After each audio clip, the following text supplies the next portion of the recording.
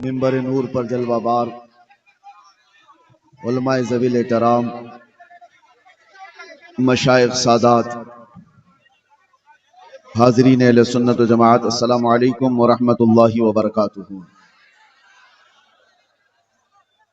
अल्हम्दुलिल्लाह अल्हम्दुलिल्लाहिल हन्नानिल मन्नान अल्लज़ी खलक़ल इंसान व अल्लमहुल बयान वस्सलातु वस्सलामु अला रसूलिही सय्यिदिल इंसी वल जान व अला आलिही व अस्हाबिही ज़विल खैरि वल इहसान, अम्मा बअद। फ़अऊज़ु बिल्लाहि मिनश शैतानिर रजीम, बिस्मिल्लाहिर रहमानिर रहीम। क़द अफ़लहल मुअमिनून अल्लज़ीना हुम फ़ी सलातिहिम ख़ाशिऊन वल्लज़ीना हुम अनिल लग़्वी मुअरिदून वल्लज़ीना हुम लिज़्ज़काति फ़ाइलून वल्लज़ीना हुम लिफ़ुरूजिहिम हाफ़िज़ून इल्ला अला अज़वाजिहिम औ मा मलकत अयमानुहुम फ़इन्नहुम गैरु मलूमीन।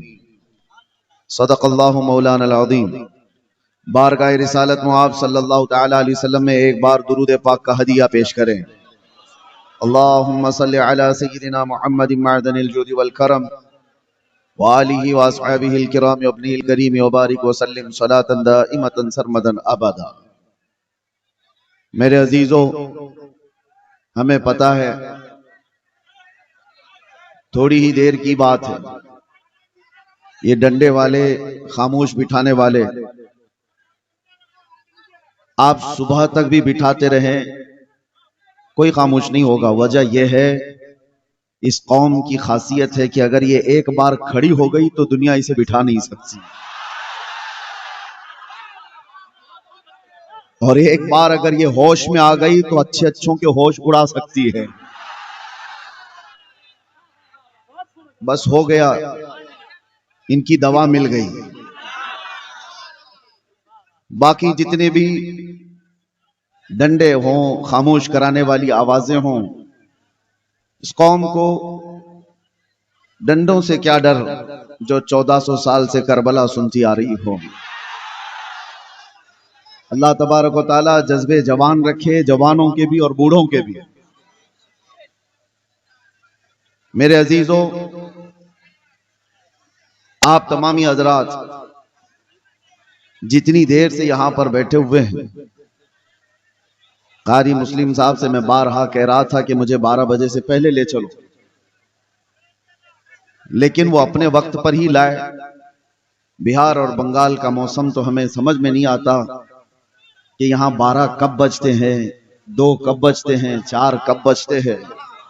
इसलिए कि मजमे में अंदर आने के बाद पता चलता है ये हर वक्त का शबाब है, और फिर दिल में ये एहसास भी होता है टुकड़ों पे पलने वाले हुकूमत के पैसों के कोई नेता रात के 12 बजे 4 लोगों को जमा करके दिखाए। ये वाहिद कौम है जो अपने नबी के नाम पर 12 क्या 2 क्या 4 तक भी अपनी जगह से हटने को तैयार नहीं होती। वाह वाह वाह। कौन है ऐसी कड़ाके की सर्दियों में घर बार छोड़कर इन मैदानों में बैठ जाता है। काफी दूर तक मैं देखता आया कि सही से गाड़ी के गुजरने का भी रास्ता नहीं है।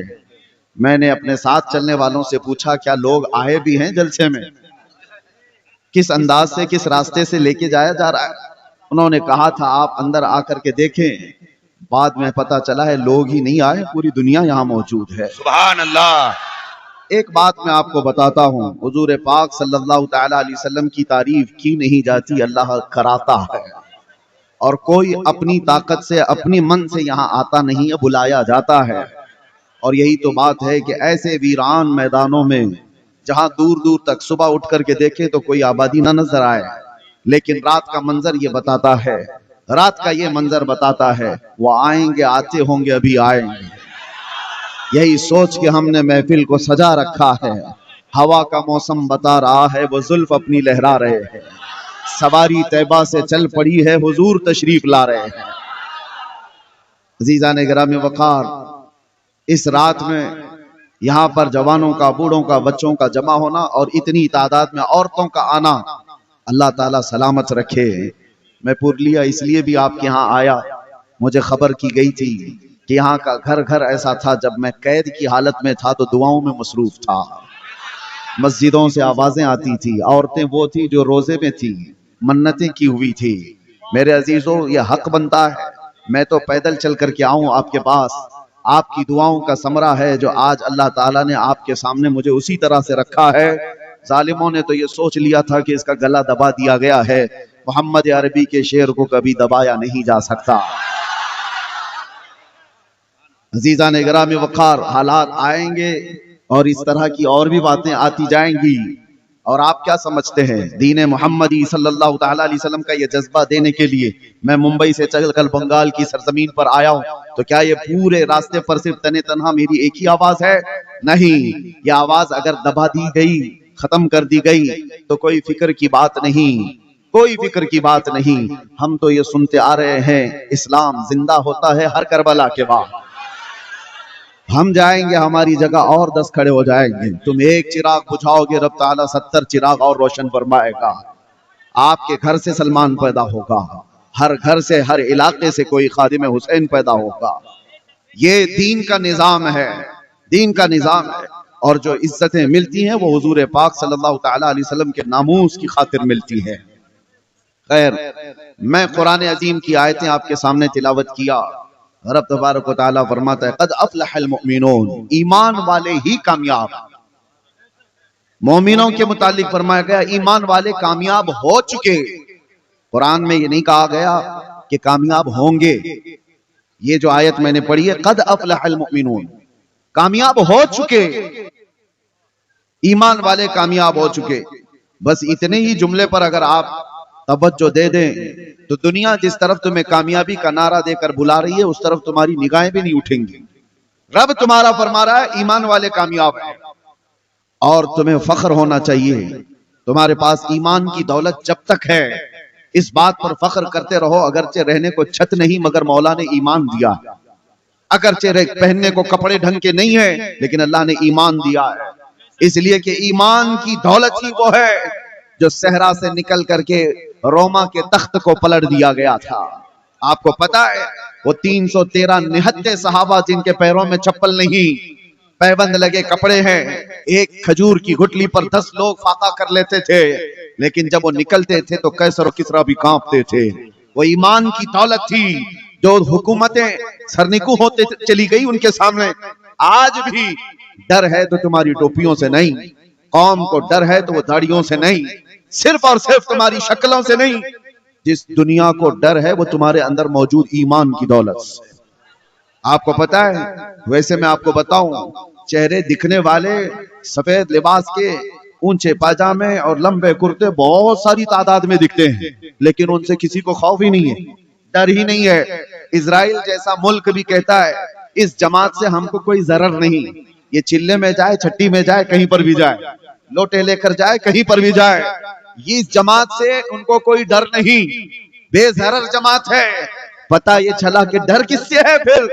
डर अगर व्हील चेयर पर बैठा हुआ एक खादिम हुसैन लब्बैक कहता है, यूरोप को डर है, अमेरिका को डर है। यहाँ आपको एक बात बता रहा हूं, यूरोप की धरती हिलती है, पैरों से माजूर व्हील चेयर पर बैठ करके भी अगर कोई लब्बैक या रसूल अल्लाह कहता है तो डर इस बात का है कि ईमान है इसके सीने में। और ये ईमान ऐसा है कि मैंने शुरू में ही ये जुमला कहा है कि एक बार अगर ये कौम खड़ी हो गई तो इसे बिठाना मुश्किल हो जाता। एक बार अगर ये होश में आ गई तो अच्छे अच्छों के होश उड़ा देती है। इसीलिए दुनिया ने तुम पर करोड़ों डॉलर खर्चा किए कि इनको नशा में मदहोश रखो। हर मुसलमान मोहल्ला नशा से जूझ रहा है, हर इलाका जहां पर हम जाकर देखते हैं, सबसे बड़ी शिकायत लोगों की है हमारे बच्चे नशा में एडिक्ट हो चुके। चरस, गांजा, अफयून, कोकेन, हेरोइन, पता नहीं क्या क्या आ गई हमारे मोहल्लों में। दुनिया दीदा व दानिस्ता तुम्हारे मोहल्लों तक ये पहुंचाई है। तुम क्या समझते हो कि सिर्फ मुसलमान दिलदादा हो गए? अरे बड़ी बड़ी ताकतें पीछे लगी हुई हैं इसके। सजाएं 20-20 साल की यहाँ रखी गई हैं, उसके बावजूद पूरा का पूरा इलाका कैसे डूब जाता है नशा में। आपको पता है इसके पीछे बड़ी ताकतें मेहनत करती हैं कि नशा बेचने वाला इनका हो, लेने वाला इनका हो, करने वाला भी इनका हो, तबाह घर इनके हों। वजह यह है कि ये जब जब होश में आएंगे, जब जब होश में आएंगे, तारीख बताती है कि एक बार होश में आ गया तो सलाहुद्दीन निकल जाता है। होश में आया तो शहाबुद्दीन निकल जाता है, होश में आया तो औरंगजेब आ जाता है। दुनिया को पता है, इसीलिए इसे मदहोश रखो, इसे नशा में रखो, इसे आवारगी में रखो। आवारागिरी करने के लिए तुम्हें इतने सामान मुहैया कर दिए जाएंगे, इतने सामान इतनी आसानी से। क्यों भाई? तुम्हारे हाथ में इंटरनेट धड़ाधड़ मुफ्त दिया जाता है। क्यों? तुम्हें एडिक्ट बनाने के लिए ही तो, कि रात के 2 बज रहे हो कि 4 बज रहे हो, हमारा बच्चा पबजी खेलता रह जाए, उसकी मां पुकारती रह जाए, वो गेम में मसरूफ रहे। इसके दिन के 18 घंटे फेसबुक और इंस्टा सर्च करने में लग जाए, बाकी ये कुछ ना कर सके। आप क्या समझते हैं चरस गांजा ही ये नशा नहीं है? इंटरनेट भी अपने आप में एक बहुत बड़ा नशा है। जब ये किसी से निकाल लिया जाए तो उसके हाथ पैर कांपने लगते हैं। तुम्हें नशे में मदहोश रखा जाता है, इसलिए कि दुनिया जानती है इसको नशा में रखो। पूरे अरबों को भी इन्होंने नशा में रखा, पूरे अरब को। लेकिन मेरे अजीजों, मुझे फख्र है इस बात का कि नशा में आदमी जितना भी आ जाए, नशा में जितना भी आ जाए, अगर आदमी बेहोश होता है ना, उसको चूंटी काटो, उसको कैंची मारो, उसको ब्लेड मारो, तो उसके हाथ पैर नहीं हिलते। पूरा अगर सुन हो गया, बेहोश हो गया। लेकिन अगर होश में है तो थोड़ी सी चूंटी काटो तो फड़क उठता है और तड़पने लग जाता है। उसको थोड़ी सी सुई चुबा दो, उछल जाएगा।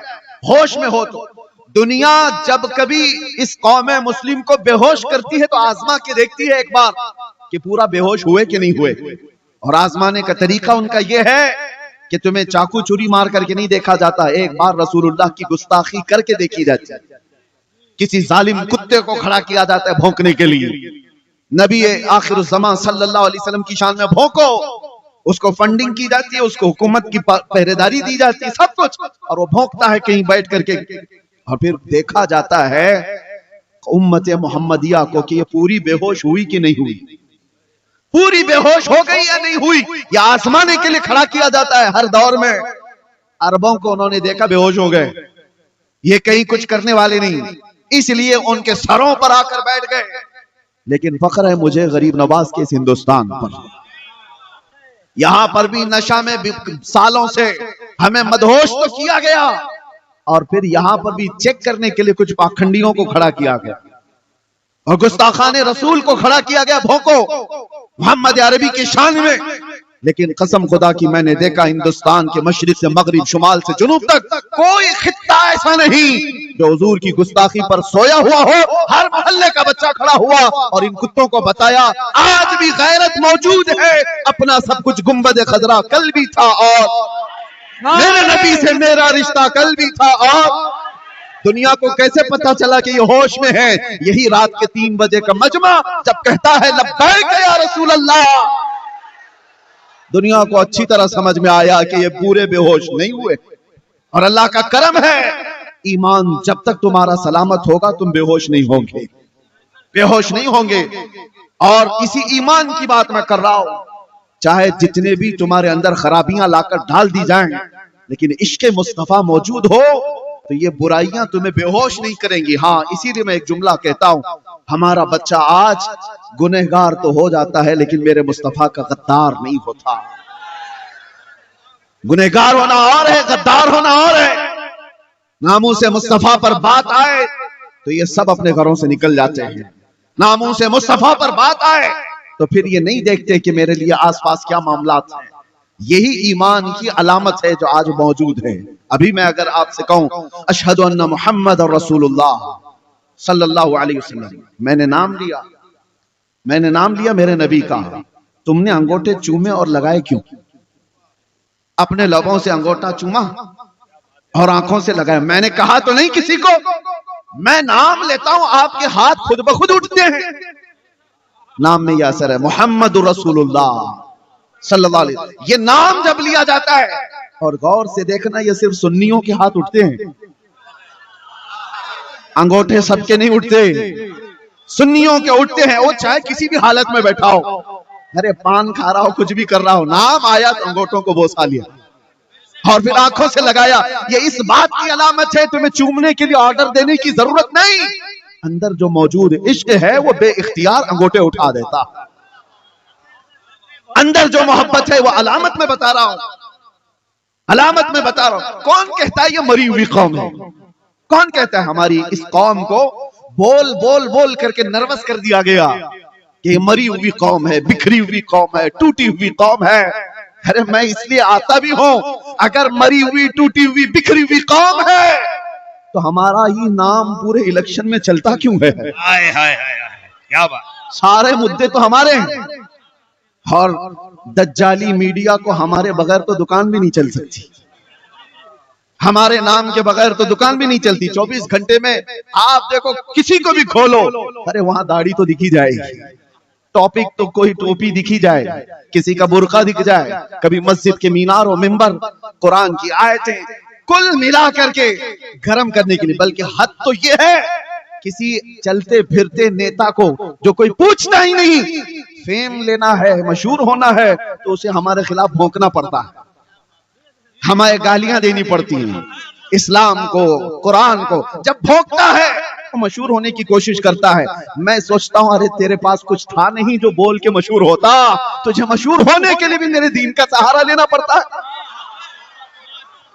हुजूर की जात पर भोंकता है और विलन बनने की कोशिश करता है।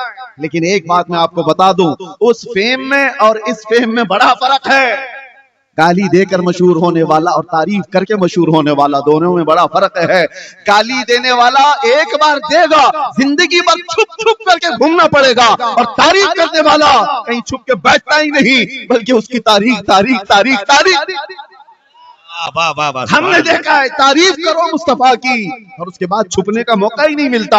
हम देखते हैं ना हमारी रात है और हमारा दिन बचा है, सब दे दिया और जहां गए हजारों के मजमे में तन्हा गए। वजह क्या है? फर्क है, यही फर्क है।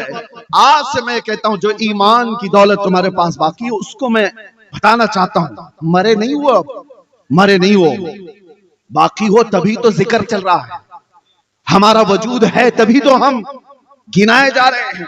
और वो भी छोटे मोटे लोग थोड़ी ना हमको गिन रहे हैं, बड़े बड़े लोग गिन रहे हैं, बड़े बड़े लोग इनको शुमार करते हैं। मैं कभी कभार सोचता हूं कि बहुत छोटे छोटे से बच्चे बंगाल के आए हैं, तो जगह जगह उनके साथ मारपीट, उनको भगाने की कोशिशें कई इलाकों में दिखती। वजह यह है कि बिहारी होना या बंगाली होना मसला नहीं है, मसला इसका मुसलमान होना है। लोगों को ये तकलीफ कि ये मुसलमान है, इसको रहने ना दिया जाए, ये सारे मामलात तुम्हें जगाने के लिए हैं। दुनिया ये बता रही है कि आज भी हम तुमको शेर ही समझते हैं। डर किससे लगता है? डर किससे लगता है? हाँ, कुत्तों को हमेशा शेर से डर लगता है, बताया ये जाता है। आज भी हम, डरो मत, हमारी तकरीर में घूम फिर के कुत्ता आ ही जाता है। हाय हाय हाय, नारे तकबीर, नारे रिसालत, मसलके आला हजरत, शेर हिंदुस्तान। मेरे अजीजों, आपको जो डरा रहा है ये कहकर के बिखरी हुई टूटी हुई कौम है, उनकी तरफ तवज्जो मत करो। आपके पास जो चीज है उसे अच्छी तरह से मालूम है, उसे अच्छी तरह मालूम है। नबी पाक सल्लल्लाहु ताला अलैहि वसल्लम पर मर मिटने का जज्बा जब तक तुम्हारे अंदर सलामत रहेगा, जब तक बाकी रहेगा, खुदा की कसम कभी तुम्हें रुए जमीन से पूरी तरह मिटाया नहीं जा सकेगा, कभी नहीं।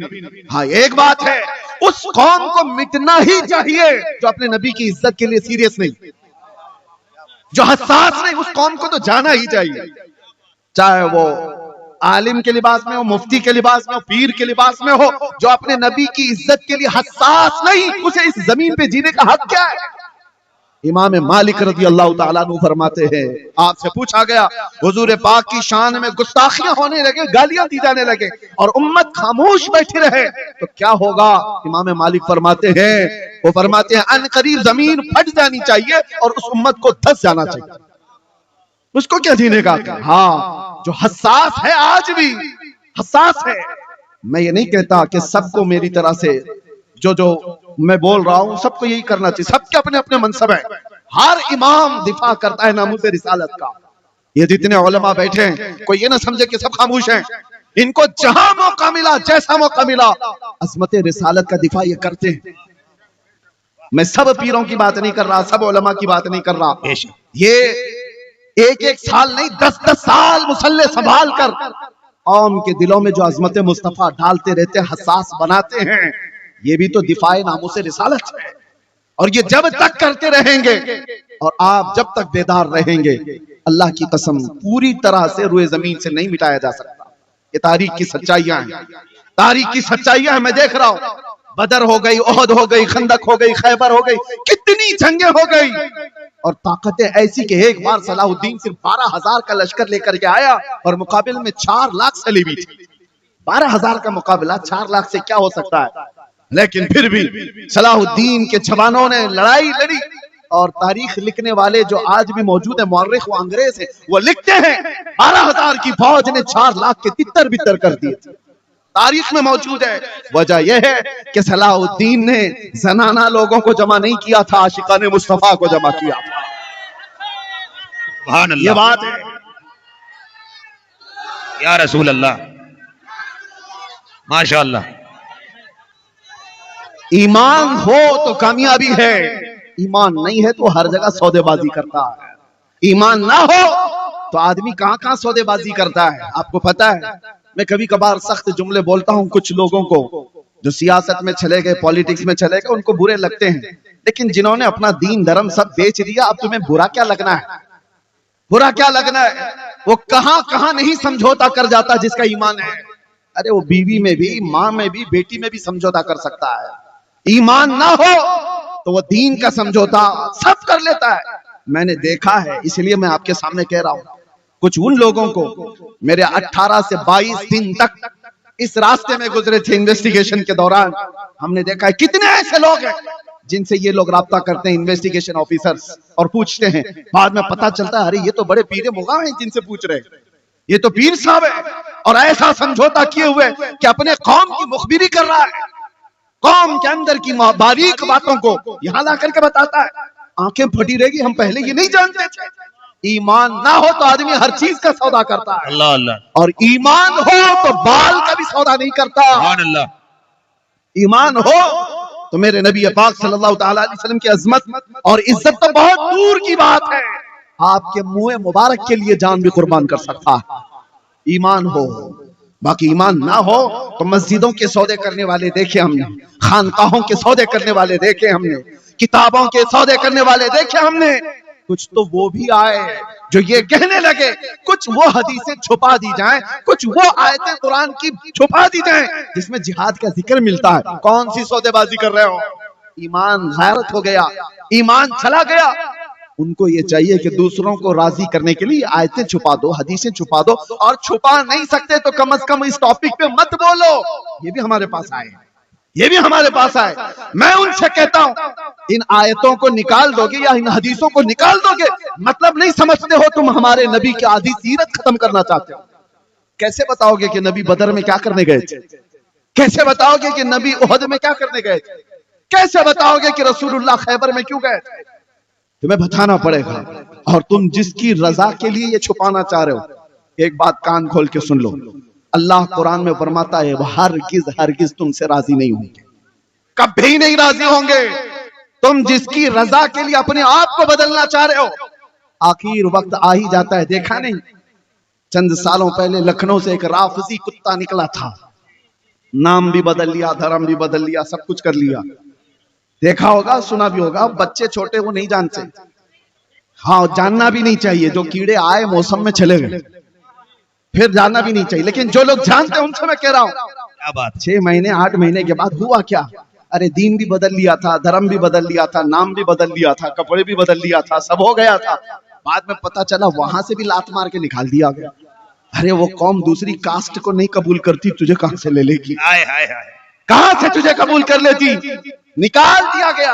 एक आला हजरत का पैगाम सुन करके जाओ, उस वक्त बहुत शिद्दत से याद आती बात आला हजरत की। मेरे आला हजरत ने कहा था, या रसूल अल्लाह, जो तेरे दर से यार फिरते हैं, दर बदर यूं ही खार फिरते हैं। नारे तकबीर, नारे रिसालत, मसलके आला हजरत। जो तेरे दर से यार फिरते हैं, दर बदर यूं ही खार फिरते हैं। देखा है जिंदगी में, जो उस दरबार को छोड़ा है वो जलीलों के साथ ही रहा है। और धोबी का कुत्ता ना घर का ना घाट का। बनना हो तो एक बनो। ऐ मुसलमानों, आपसे मैं कहता हूं, अल्लाह की बात पर यकीन है या नहीं तुम्हें? कुरान पर ईमान रखते हो? अल्लाह ने क्या फरमाया कुरान में? ईमान वाले कामयाब हो चुके। ईमान वालों की अलामत क्या है? कुरान कहता है अल्लज़ीना हुम फी सलातिहिम खाशिऊन, वो ईमान वाले कामयाब हुए हैं जो अपनी नमाजों में गिड़गिड़ाते हैं। जो नमाज ही नहीं पढ़ता तो अलामत कहां है उसकी ईमान? नमाज से ही गाफिल है तो गिड़गिड़ाएगा कहां? आ जाओ मस्जिदों को आबाद करो। इनकी वीरानियां तुम्हारे दिल की वीरानियां हैं। मस्जिदों का खालीपन तुम्हारी इज्जतें बर्बाद कर देंगे। इनकी सफों को भरने के बाद तुम्हारा ईमान जगमगाता है। और अल्लाह ताला आगे फरमाता है वो जो ज़कात देते हैं वो ईमान वाले कामयाब हैं, और वो जो अपनी शर्मगाहों की हिफाजत करते हैं वो ईमान वाले कामयाब हैं, और जो बेहयाई से चेहरा फेर लेते हैं वो ईमान वाले कामयाब हैं। आज नौजवान तबके को मैं देखता हूं, क्या तुम्हारे पास ईमान है, इश्क रसूल है, हुजूर से मोहब्बत करने का दावा करते हो, फिर ये अलामतें कहां हैं? तुम्हारी नमाज कहां? तुम्हारी ज़कात कहां है? तुम्हारी मस्जिदें बेइबादत क्यों हो गई? तवज्जो की जरूरत है। मस्जिदें यूं ही नहीं शहीद होती। जब खाली तुम कर जाते हो तो दूसरों की निगाहें उसकी तरफ उठने लगती हैं।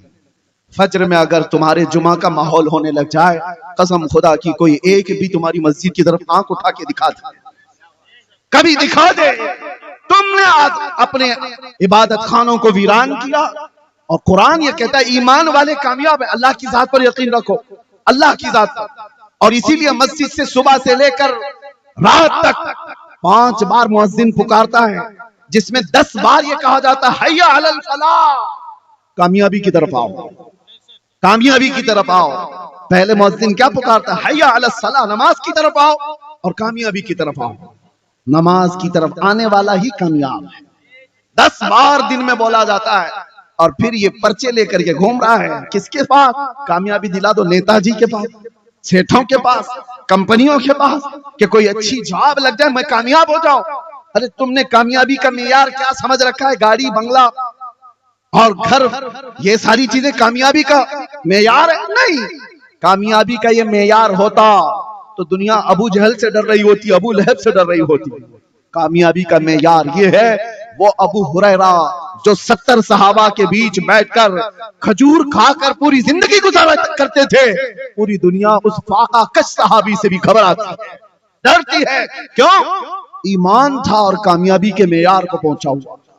ईमान ये कामयाबी है। ये गाड़ी, बंगले, ये सारी चीजें मिल गई तो मिल गई, वरना कामयाबी तुम्हारी उसमें नहीं है। अल्लाह बुला रहा है तुम्हें कामयाबी की तरफ। अब मैं जुमले समेटते हुए आखिर में इतनी नसीहत जरूर करूंगा। ये दौर वो है जिसको आला हजरत ने हमें यूं कह करके नसीहत की थी, सुना जंगल रात अंधेरी, छाई बदली काली है, सोने वालों जागते रहियो चोरों की रखवाली है, आंख से काजल साफ चुरा ले या वो चोर भला के हैं, तेरी गठरी ताकी है और तूने नींद निकाली है। सोना पास है, सोना जहर है, सूनापन है, सोना जहर है, उठ प्यारे, तू कहता है मीठी नींद है, तेरी मथी निराली है। ये आला हज़रत की नसीहतें हैं। दुनिया आज एक वीरान जंगल की तरह है। यहाँ पर सूना जंगल है, अंधेरी रात है, कोई दिखता नहीं है मदद के लिए। ऐसे वक्त में सोना तुम्हारे लिए अच्छा नहीं है, जागते रहो। और यहाँ चोरों की रखवाली है। ये दुनिया को जो देख रहे हो आप, अरे बड़े बड़े साहबे इक्तिदार आज नंगे दिख रहे हैं। इंटरनेट पर आप देख रहे होंगे, पता नहीं कौन कौन सी फाइल अभी खुलती जा रही है, कौन कौन सी फाइलें खुलती जा रही हैं, कितने कितने उसमें बाहर नंगे नजर आ रहे हैं। ये देखो अपनी आंखों से, ये वो लोग हैं जिनका इक्तिदार का नशा था, वो कामयाब नहीं, वो अंदर से नंगे थे, वो नंगे थे। छोटी बच्चियों का रेप करने वाले, 12 साल से लेकर 18 साल की बच्चियों का रेप करने वाले, वो कौन से कामयाब है? चाहे वो कितनी बड़ी ऊंची गद्दी पर बैठा हुआ है, वो महरूम है कामयाबी से, वो नंगा है। अरे कामयाब तो वो है, आओ मैं तुम्हें बताऊं, टूटी चटाई पर बैठ करके पूरे हिंदुस्तानियों के दिल पर राज करता है वो गरीब नवाज। अंदर भी वही है, बाहर भी वही है। सुभान अल्लाह। गरीब नवाज, उनकी पूरी तारीख, पूरी फाइल, पूरी किताब खोल करके दिखाओ, कहीं से तुम्हें ये चीजें नहीं मिलेंगी जो इक्तिदार के नशे में चूर लोगों की फाइलें खुलती हुई जा रही हैं। इनके कपड़े कुछ और है।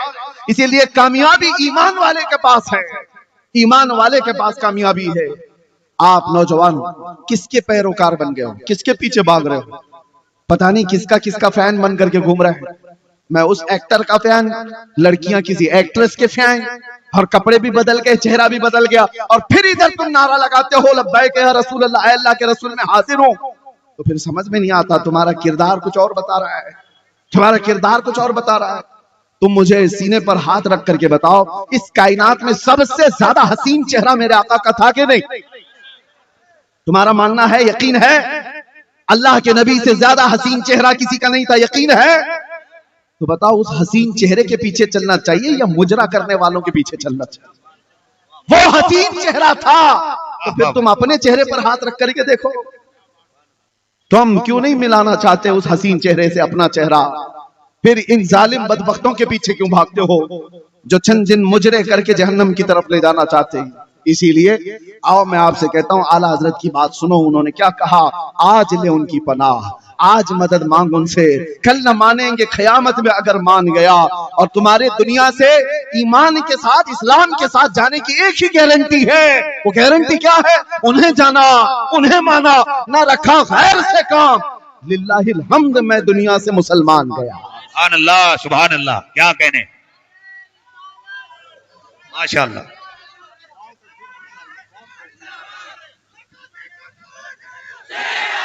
हाय हाय हाय हाय।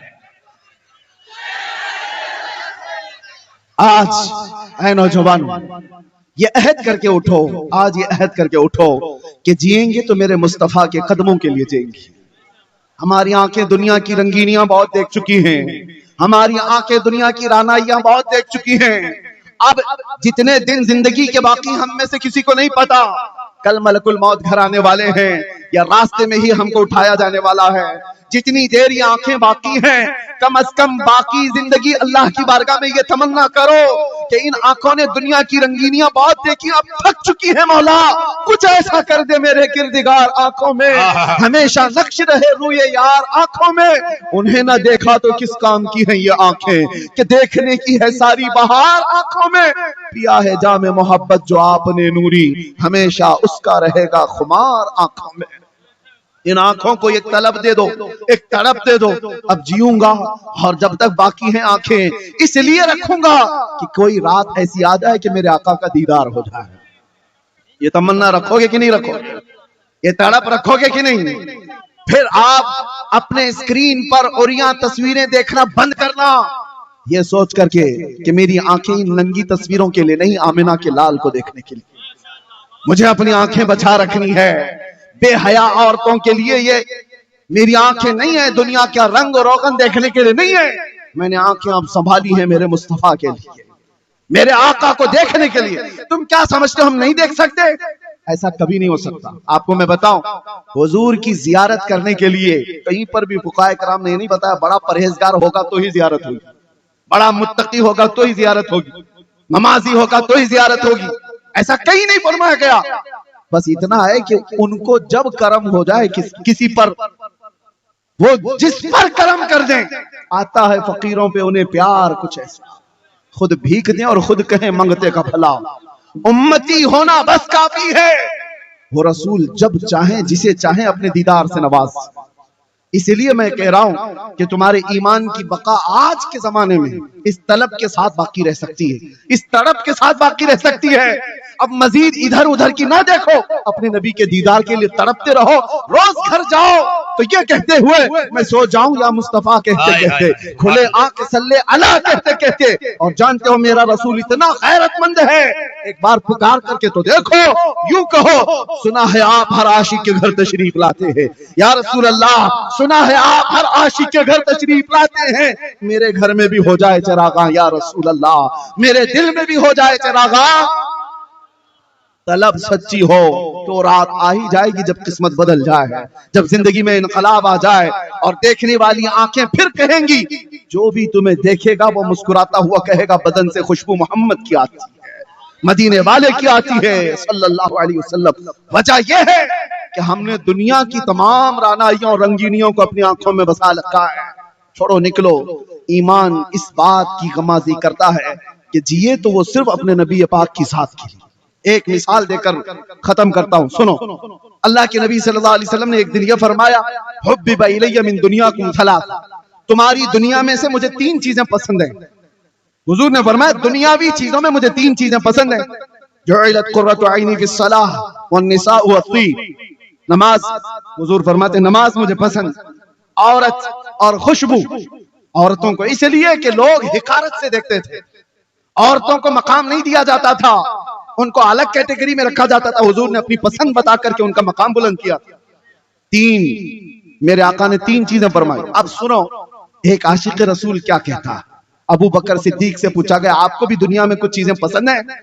पसंद होने में कोई कह सकता है मुझे मेरा बेटा बहुत पसंद है, मुझे मेरी बीवी पसंद है, मेरी बेटी पसंद है, लेकिन सिद्दीक अकबर की इस मोहब्बत पर कुर्बान जाओ ईमान क्या है। वो कहते हैं मुझे भी दुनिया में 3 चीजें पसंद है, 3 चीजें पसंद है। पूछा गया वो 3 क्या है? सुनो, नंबर 1 वो कहते हैं, हजरत अबू बकर सिद्दीक कहते हैं अन नज़रु इला वजहि रसूलिल्लाह, जिंदगी भर रसूलुल्लाह के चेहरे को देखना, ये पहली पसंद। दूसरा क्या है? पूछा गया चलो एक बात तो समझ में आई, हुजूर को देखना आपकी पहली पसंद। दूसरा क्या है? वो कहते हैं वह इन्फाकु माली अला रसूलिल्लाह, दूसरी पसंद ये है कि मेरा पूरा माल सिर्फ रसूलुल्लाह के लिए खर्चा हो। फिर पूछा गया तीसरा क्या है? वो कहते हैं अन यकूना इब्नती तहत रसूलिल्लाह, तीसरी पसंद ये है कि मेरी बेटी रसूलुल्लाह की निकाह में। सुभान अल्लाह। कुल मिलाकर के जो पसंद है वो हुजूर के आसपास है, देखना हुजूर को है, खर्चा हुजूर पर है, बेटी हुजूर के पास रहे। इसी को इकबाल ने क्या कहा था, मुस्तफा बरसा खैश के दी हमाऊस, अपने आप को नबी के कदमों तक पहुंचा दे। दीन यही है, दीन यही है। गरबऊन रसीदी तमाम अबू लहबी, अगर अपने आप को वहां तक नहीं पहुंचा सका तो जिंदगी अबू लहब की तरह है। ऐ नौजवानों, आज इस रात यही गुजारिश करके रुखसत हो जाऊंगा, उठो वो गरना हश्र न होगा फिर कभी, दौड़ो के जमाना छाल अपनी चल गया। मैं तुम्हें चाकू छुरी हथियार ब्लेड रखने की बात नहीं कर रहा, हथियार उठाने की बात नहीं कर रहा। मैं जानता हूं यहाँ मैं प्लास्टिक की चाकू की भी बात करूंगा तो कल आतंकवादी का लेबल लगा दिया जाएगा, हमें उन हथियारों से क्या लेना देना। मैं तो सिर्फ इतना कहने आया हूं, ऊपर से लेकर नीचे तक तुम्हारी चाल चलन उठक बैठक हर चीज में इश्क़े रसूल का जामा पहन लो। जिस तरफ से गुजरोगे हथियार की जरूरत नहीं, तुम्हारी खुशबुओं से हजारों कीड़ों की वो ही मौत हो जाए, तुम्हारी चलत फिरत से यूं ही कीड़ों की मौत हो जाए। आप इश्क़ मोहम्मदी में डूब जाओ, नशा से ऐसे आजाद हो जाओ। वो नशा किस काम का जो बीवी और बेटी में फर्क नहीं पैदा कर सकता, जो हलाल और हराम, कुफ्र और शिर्क और ईमान के दरमियान इम्तियाज नहीं कर सकता। 36 घंटे बदहोश रहने वाला वो नौजवान चरस गांजा अफयून खा करके जो अपने और गैर को पहचान नहीं पाता, छोड़ उस नशा को। नशा करना ही है तो इश्क़ मोहम्मदी का करो, मोहब्बत मुस्तफा का करो, कि जिसके सर चढ़ करके ये नशा बोलता है तो फिर वो आम आदमी नहीं रहता, फिर वो जमाने का आला हजरत बन जाता है, वो जमाने का सादी शिराजी बन जाता है, वो जमाने का हाफिज शिराजी बनता है। उसकी जुबान से निकलने वाले कलमे हर एक को मशहूर कर देते हैं। इसीलिए आओ डूब जाओ इश्क़ मोहम्मदी में। आपको आकर के उलमा से पूछना चाहिए। मौलाना तलाक के मसले मैंने बहुत पूछे हैं, इद्दत के बारे में बहुत पूछा, विरासत के बारे में बहुत पूछा। अब जरा ये तो बताओ मेरे आका कैसे खाते थे, मुझे ये बताओ मेरे आका क्या पहनते थे, मुझे ये बताओ मेरे आका कब चलते थे, कब बैठते थे, कब मुस्कुराते थे, क्या बोलते थे। मुझे ये बताओ मेरे आका ने मंगनी भी की है या नहीं, मुझे ये बताओ मेरे आका ने वलीमा किया है तो कैसे किया है, अगर हुजूर के घर में बच्चा हुआ था तो अकीका कैसे किया गया था। ये होती है तलब। जब अपने नबी से मोहब्बत हो तो ये तड़प हो। आप आओ और पूछो, पूछ पूछ करके अपने नबी की सीरत पर अमल करो। वो दिन आ ही जाएगा, वो दिन आ ही जाएगा। कद अफ़लहल मुमिनून का तोहफा जो अल्लाह ने तुम्हें दिया है वो सर चढ़ कर बोलने लगेगा। दुनिया पुकार कर कहेगी इससे ज्यादा कामयाब इस रोए जमीन पर कोई नहीं दिखता, कोई नहीं दिखता। इसीलिए कुरान की आयत की तर्जुमानी करते हुए इकबाल ने कहा था कि मोहम्मद से वफा तूने तो हम तेरे हैं। अरे ये जहां चीज है क्या, लाहो कलम तेरे हैं। और कैसे गिरे पड़े क्यों ना हो, बीमार क्यों ना हो, कोई पूछना क्यों ना हो, दामने रसूल से वाबस्ता हो करके तो देखो। अरे गरीब बस्ती में भी जाओगे तो हजारों के मजमे में लगोगे, कहीं पर भी जाओगे इज्जतों के साथ उठाए जाओगे। आज हमको कर्नाटक की सरजमीन से यहाँ तक का सफर करने पर हो सकता है अजनबियत मालूम हो, नए लोग हैं, मेरा ना ननिहाल है, ना ददियाल है, ना ससुराल है, कुछ नहीं, लेकिन लोग आंखों पर बिठाते हैं, देखने के लिए बेकरार होते हैं। वो इसलिए नहीं, कि ये मेरा जुब्बा कुब्बा और मेरी टोपी देखने आते हैं या मेरा कोई सियासी मनसब देखने आते हैं। नहीं, दूर दराज से 100-200 किलोमीटर का सफर करके इस मैदान में जमा होते हैं तो सबको पता है और मैं जानता हूं ये इज्जतें मेरे बाप से, मेरे खानदान से, पैसों से, ओहदे से, इल्म से दी हुई नहीं है। बात सिर्फ इतनी है, जब तक बिके न थे तो कोई पूछता न था। या रसूल अल्लाह, तुमने खरीद कर हमें अनमोल कर दिया।